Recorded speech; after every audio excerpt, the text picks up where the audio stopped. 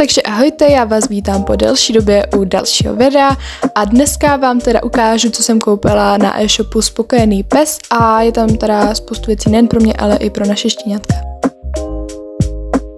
Jako první mě teda zaujaly tady ty od Fitminu, jsou to teda sušené mraze a tyhle jsou kachní a když jsem je brala, tak jsem teda zkusila i rybí. Pak jsem teda na zkoušku vzala ještě tady ty od Akany. A když už jsem tam teda něco kupovala, tak jsem vzala ještě tady ty kanvitky. Tyhle jsou teda úplně úžasný na trénink, takže ty jsem tam taky nemohla nechat. Tyhle jsem teda vzala taky na zkoušku, ale jsou teda naprosto super. Jsou s kelpou a jsou tuším kachní a tady máte jenom ukázku, jak jsme trénovali s Phoebe.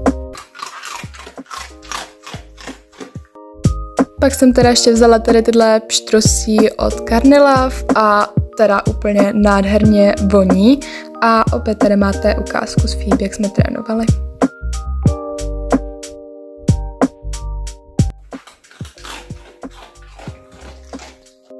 Teď už teda budou jenom věci pro štěňátka do startovacích balíčků, takže jsme všechno brali 7krát.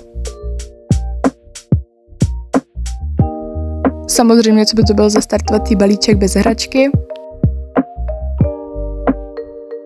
Pak jsme teda nakoupili ještě píšťalky, takže pokud vás zajímá proč a na co, tak napište do komentářů.